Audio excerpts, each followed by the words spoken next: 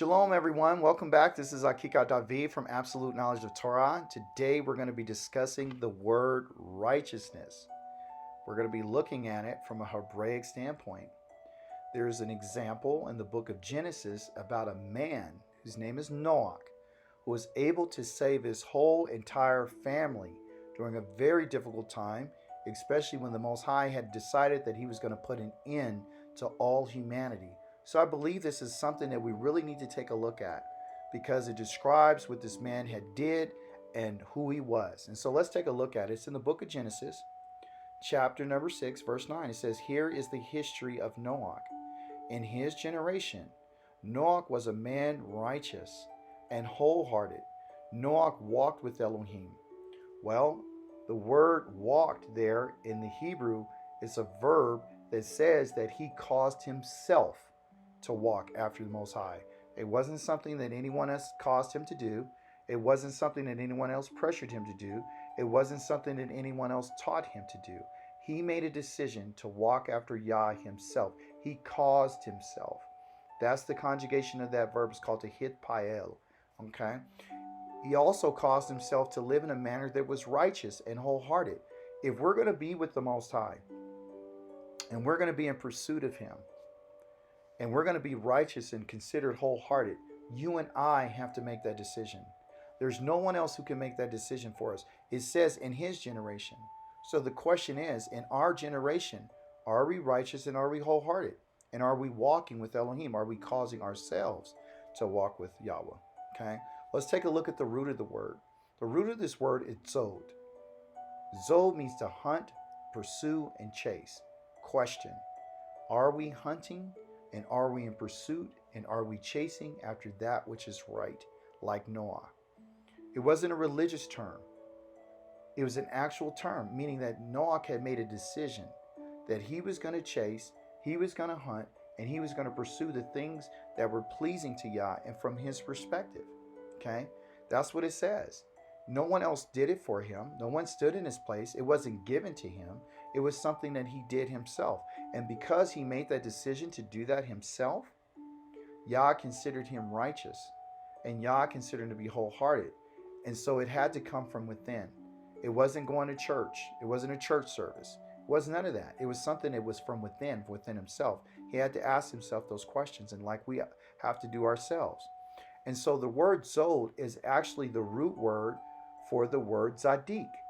And zadik means to be righteous, and it means to be just. It means to have justice, to do that which is right, to do that which is straight, to do that which is honorable, to have justice in your decision making, to show yourself to be righteous. You know, to be unrighteous means to be crooked, because to be righteous means to be straight.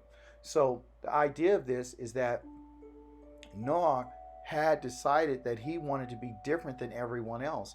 And as a result of that, only he and his family, himself and only 7 other people made it, along with the animals that Yah had decided to choose to them to be saved from this great disaster that was coming upon the earth.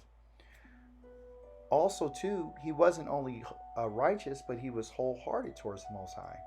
We're commanded in the book of Devarim, chapter number 30, to be wholehearted towards the Most High. And so I thought about, what is wholeheartedness? Well, the Hebrew word for wholeheartedness is tamim. And tamim means to be complete, and it means to be whole. When I thought about that, I said, well, what is a great example of that? And I thought about the family. The family is the greatest unit of completion and wholeness. If you miss some person, like the father or the mother, the house is destroyed. The children need to have both their parents in the home. Noach and his family were complete. Yah took that whole family. Okay? And so also too, what we find in our search and our quest for righteousness is that when we look into the Torah in the book of Deuteronomy chapter number 6, we find that the Moshe is telling the children of Israel how to obtain their righteousness. And it was a question raised because he said, your children are going to ask you, your family, your children, they're going to ask you, why are we doing these things? Why are we hunting? Why are we pursuing? Why are we chasing after these things? Why are we keeping the Moedims? Why are we keeping these laws? Why are we keeping these purification laws? Why are we keeping the dietary laws? Why are we wearing our beards? Why are we wearing our tzitzits? Because Yah told them this. This is what he said. Yahweh ordered us to observe all these laws so that you can fear Yahweh, your Elohim, always for your own good, so that he might keep us alive as we are today. It will be righteousness for us if we are careful to obey all these mitzvot, meaning commandments, before Yahweh our Elohim, just as he's ordered us to do. That's our righteousness, is when we're in pursuit of that which the Most High told us to observe, to guard, and to keep the laws, the statutes, and the commandments, so that you and our children may be able to fear Yahweh Elohim always for our own good.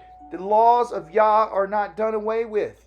That's what kept them alive. And if you want to stay alive, like Noach, Shem, Ham, and Japheth and their wives, you and I are going to have to keep the righteousness of Yah, which is the commandments of the Most High. That's what righteousness is. Think about it. They had to do that. And here it is. You see another example of them pursuing Yah themselves. So with that being said, I'd like to say shalom to you, and I hope you're enjoying the teaching. Hallelujah. Praise the mighty Yah.